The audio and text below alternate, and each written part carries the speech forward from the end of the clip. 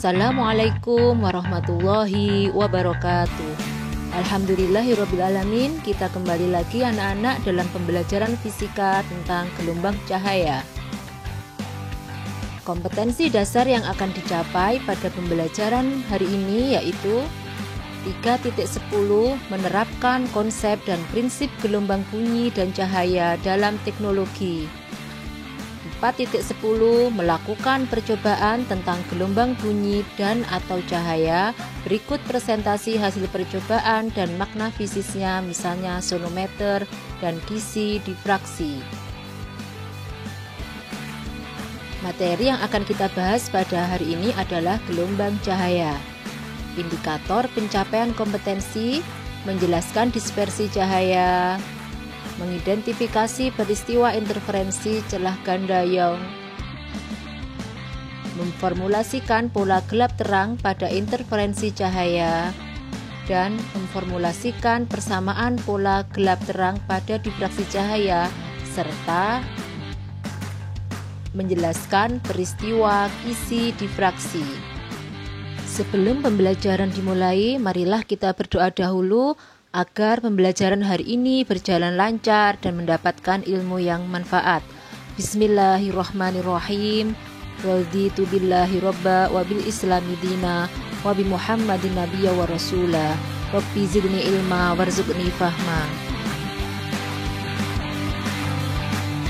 Nah, materi yang akan kita pelajari pada kesempatan kali ini yaitu pengertian gelombang cahaya, karakteristik gelombang cahaya yang meliputi dispersi cahaya, interferensi cahaya, dan difraksi cahaya. Apa cahaya itu? Jadi yang bisa kita lihat sehari-hari dalam kehidupan sehari-hari yaitu cahaya matahari atau sinar matahari, kemudian cahaya yang ada pada lampu, kemudian pada senter, dan banyak lagi yang lainnya. Kita sering melihat adanya cahaya atau sinar.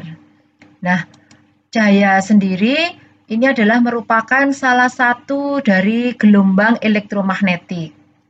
Jadi di sini ada beberapa gelombang elektromagnetik, mulai dari yang energinya tertinggi sampai energi terendah. Gamma, sinar X, ultraviolet, cahaya tampak, infrared, microwave, radar, radio, dan seterusnya ya. Di sini cahaya tampak adalah rentang pada panjang gelombang 400 sampai sekitar 700 nanometer atau di sini kurang lebih 375 sampai dengan 750 nanometer. Nah, cahaya tampak ini merupakan gelombang elektromagnetik yang bisa dilihat oleh mata. Jadi untuk panjang gelombang di bawah cahaya tampak ataupun di atasnya cahaya tampak, maka tidak bisa dilihat oleh mata kita. Jadi kesimpulannya bahwa cahaya atau visible light merupakan salah satu gelombang elektromagnetik yang kasat mata dengan panjang gelombang sekitar 380 sampai dengan 750 nanometer. Nah, cahaya tampak ini apabila diuraikan terdiri dari berbagai macam warna, yaitu mulai cahaya merah, jingga, kuning, hijau, biru, nila, ungu, atau biasa kita sebut dengan Magiku Hibiniu. Kemudian selanjutnya kita akan membahas tentang karakteristik cahaya. Yang pertama yaitu dispersi cahaya. Apa itu dispersi cahaya? Dispersi adalah peristiwa penguraian cahaya polikromatik atau cahaya putih menjadi cahaya-cahaya monokromatik, yaitu dengan warna spektrum merah, jingga, kuning, hijau, biru, nila, ungu, atau yang biasa disebut dengan Magiku Hibiniu, pada prisma lewat pembiasan atau pembelokan. Jadi perhatikan gambar berikut ini. Apabila cahaya putih dilewatkan pada prisma, maka di sini akan terjadi pembiasan. Pembiasan pertama dari udara menuju ke dalam prisma ini, kemudian terjadi pembiasan lagi yang kedua. Sehingga cahaya putih ini setelah melewati prisma, terurai menjadi beberapa warna, yaitu warna merah, jingga, kuning, hijau, biru, nila, dan ungu. Nah, ini adalah hasil dari dispersi cahaya polikromatik, yaitu cahaya putih, menjadi cahaya monokromatik. Kemudian untuk sudut dispersi pada dispersi cahaya ini, yaitu sudut yang dibentuk oleh sinar merah, ya ini sudut yang dibentuk oleh sinar merah dan sinar ungu setelah keluar dari prisma. Ini disebut sebagai sudut dispersi. Besarnya sudut dispersi yaitu sudut deviasi ungu dikurangi deviasi merah. Nah, bila sudut pembiasnya kecil, maka besarnya sudut dispersi sama dengan indeks bias cahaya ungu dikurangi indeks bias cahaya merah dikalikan dengan beta. Beta ini adalah sudut pembias. Sudut pembias ya. Kemudian untuk interferensi cahaya.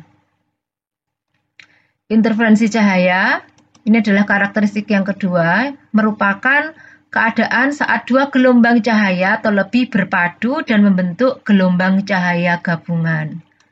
Nah, perhatikan untuk syarat terjadinya interferensi cahaya, yaitu gelombang-gelombang cahayanya berasal dari sumber yang koheren, sehingga amplitudo, panjang gelombang, dan frekuensi yang sama, serta beda fase yang selalu tetap.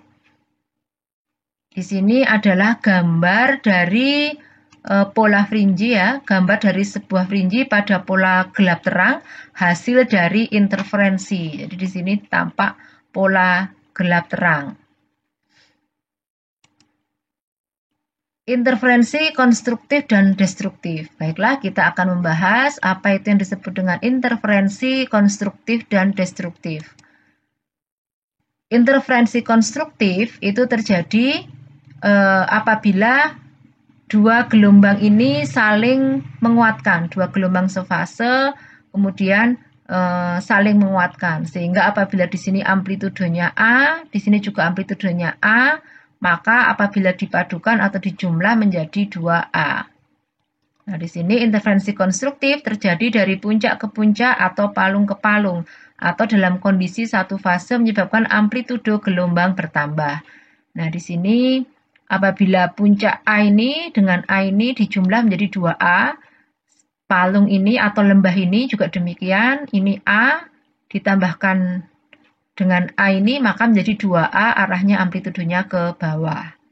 Ini saling menguatkan, ini disebut dengan interferensi konstruktif. Selanjutnya, untuk interferensi destruktif.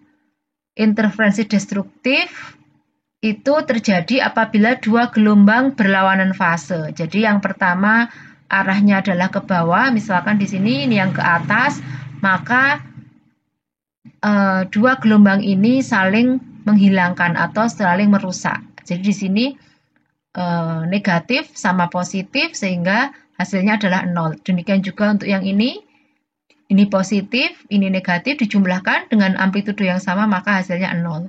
Ini interferensi destruktif. Nah, untuk interferensi konstruktif dan destruktif ini akan menghasilkan dua pola yang berbeda, yaitu pola terang dan pola gelap. Nah, kapan terjadi pola terang? Pola terang itu terjadi ketika terjadi interferensi konstruktif. Sedangkan pola gelap itu terjadi ketika interferensi destruktif. Kemudian berikut ini adalah skema dari eksperimen yang menjelaskan tentang interferensi dua celah. Ya, jadi di sini ada suatu lempeng, kemudian di sini ada dua celah sempit, di sini ada sumber cahaya. Kemudian ketika sumber cahaya ini dilewatkan pada dua celah sempit, maka dua gelombang cahaya ini akan terjadi interferensi atau berpadu. Nah, gambarnya seperti ini. Jadi di sini adalah sumber yang pertama, ini adalah sumber yang kedua. di sini akan terjadi interferensi. Nah, interferensi ini bisa konstruktif maupun destruktif. Ketika terjadi interferensi konstruktif saling menguatkan, maka di sini akan terjadi pola terang. Di sini konstruktif ini maksimum, kemudian di sini destruktif berarti minimum, kemudian di sini maksimum dan seterusnya. Nah, di sini disebut dengan terang pusat. Ketika ada di pusat dari kedua celah ini. Nah, di sini adalah menunjukkan pola gelap terang. Ketika terang ini berarti terjadi interferensi konstruktif. Nah, ketika terjadi pola gelap ini, maka di situ terjadi interferensi destruktif. Di sini disebut dengan terang pusat. Di sini adalah gelap ke-1, terang ke-1, gelap kedua, terang kedua, dan seterusnya.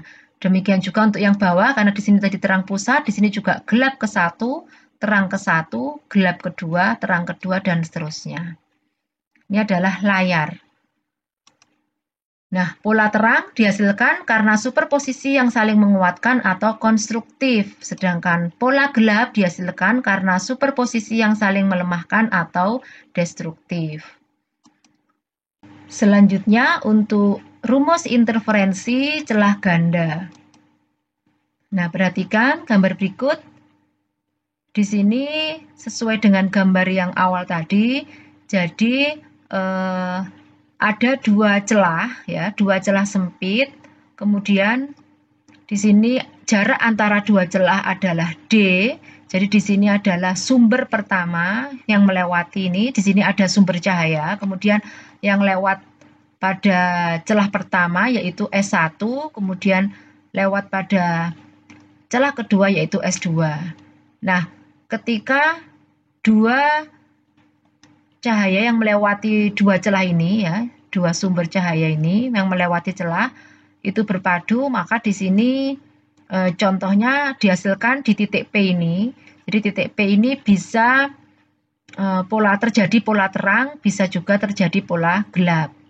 Nah, sudut yang dibentuk antara tengah ini, antara dua celah ini dengan titik P ini adalah theta. Kemudian titik P ini adalah pola terang atau gelap ke N itu adalah orde atau terang ke 1 misalkan atau terang kedua dan seterusnya. Itu adalah jarak dari pusat ke terang yang dimaksud atau gelap yang dimaksud tadi. Pada orde yang dimaksud itu adalah jaraknya adalah Y atau biasa pakai P. Tuh, kemudian di sini ada layar, jarak antara sumber dengan layar itu adalah L. Maka untuk rumus interferensi celah ganda pada pola terang yaitu D sin theta sama dengan N lambda. D ini adalah jarak antara dua celah. Sin theta adalah sudut yang dibentuk pada pola interferensi. N adalah orde dan lambda adalah panjang gelombang. Rumusnya ada dua, bisa D sin theta sama dengan N lambda atau dP per L sama dengan N lambda. Tinggal yang diketahui yang apakah sudutnya, apakah P-nya. Kemudian untuk pola gelap, rumusnya adalah D sin theta sama dengan N min setengah lambda atau dP per L sama dengan N min setengah kali lambda. Nah, di sini sudah kita bahas tadi bahwa dia adalah jarak antar celah, kemudian theta adalah sudut interferensi, N-nya adalah orde ini maksudnya adalah terang ke berapa atau pusat ke berapa. Kalau terang ketiga berarti ordenya N sama dengan 3. Gelap kedua berarti N sama dengan 2. Nah, untuk rumusnya tinggal kita lihat di sini apakah terjadi pola terang atau pola gelap. Lambda adalah panjang gelombang, satuannya meter. Y adalah jarak pita orde N ke terang pusat. Jarak dari orde N yaitu di P ini ke terang pusat. Y ini kalau dalam rumus ini saya nyatakan dengan P. Jadi P itu adalah jarak dari sini ke sini atau bisa pakai Y.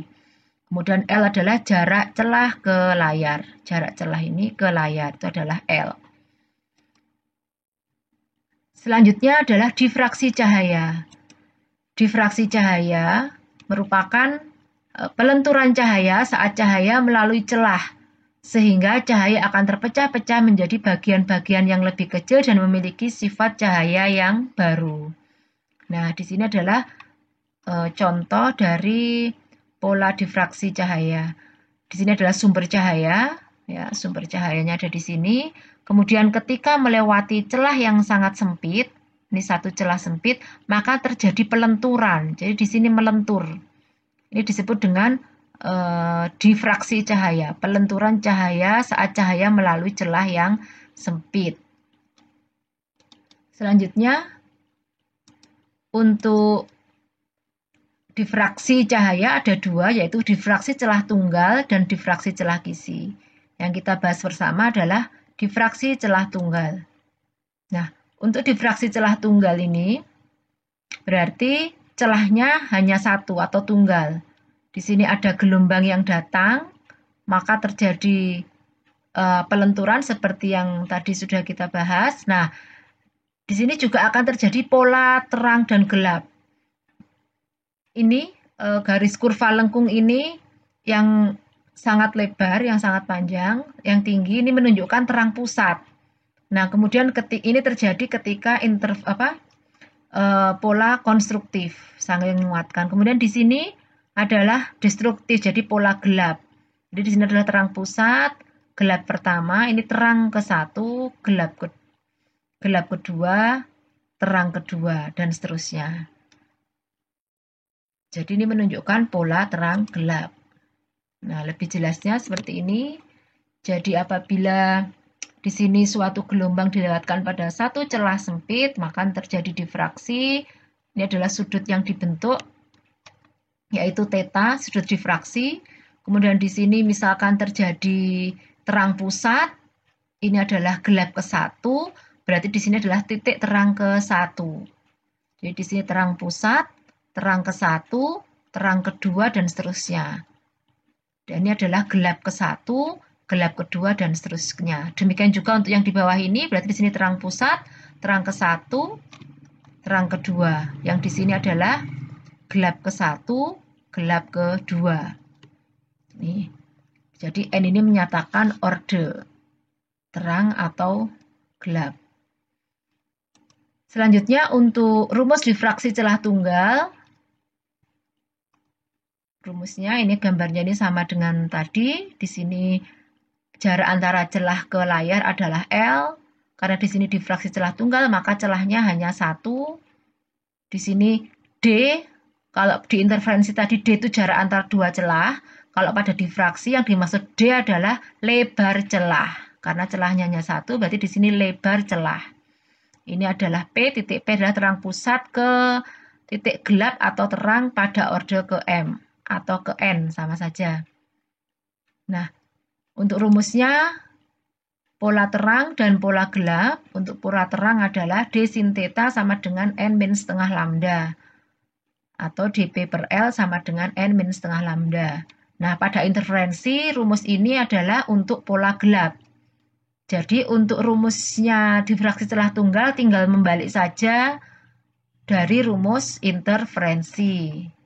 Jadi anak-anak hanya menghafal rumus interferensi saja, difraksi celah tunggalnya tinggal membalik. Nah, ini adalah untuk pola gelap. Kemudian untuk D sendiri tadi sudah kita bahas, D-nya adalah lebar celah, theta sudut difraksi, N adalah orde, lambda panjang gelombang, Y adalah jarak pita orde N ke terang pusat atau biasa disebut dengan P, ya, Y atau P sama saja. L adalah jarak celah ke layar. Selanjutnya untuk difraksi yang kedua adalah difraksi kisi.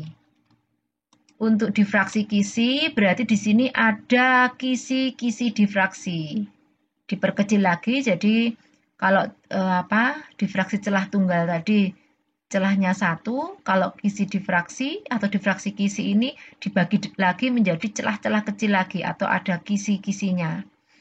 Nah, karena di sini kisi-kisi difraksinya ini ada banyak, maka di sini juga terjadi pola interferensi destruktif maupun konstruktif atau saling berpadu antara gelombang-gelombang yang keluar dari celah ini. Di sini adalah maksimum pusat, berarti terang pusat seperti tadi.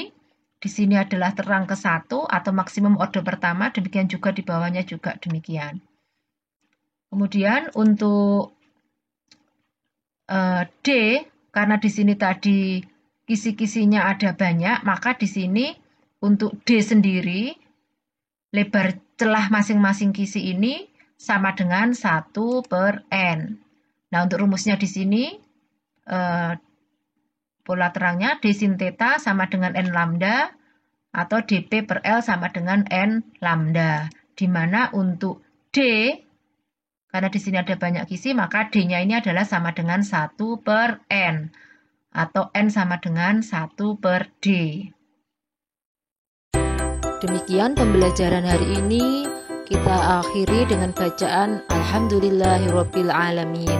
Terima kasih. Assalamualaikum warahmatullahi wabarakatuh.